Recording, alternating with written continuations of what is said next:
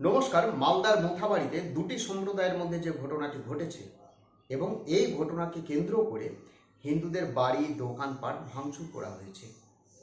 আমার কাছে খবর আছে প্রায় 27টি দোকান, হিন্দুদের দোকান বেছে বেছে ভাঙচুর করা হয়েছে।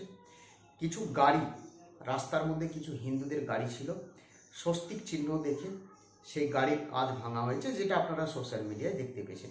কিন্তু চিন্তার বিষয়, 34 জনকে গ্রেপ্তার করেছে রাজ্য পুলিশ। এই 34 জনের মধ্যে 21 জন রয়েছে হিন্দুদের নাম, অর্থাৎ 21 জন আসামি রয়েছে হিন্দু। আমি নাম বলছি: টনিক সাহা, ঝন্টু মণ্ডল, তরুণ ঘোষ, শিবু মণ্ডল, গৌর ঘোষ, দুঃখ মণ্ডল ও সুজিত মণ্ডল, এদের নাম রয়েছে।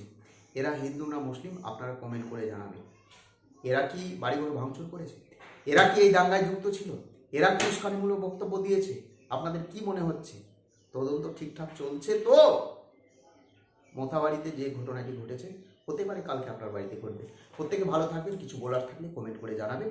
বঙ্গ বাঁচা একটা নতুন ইউটিউব চ্যানেল, ভালো লাগলে সাবস্ক্রাইব করবেন, না হলে করবেন না, কিন্তু আপনার বাড়ি বাঁচবে তো। জয় হিন্দ।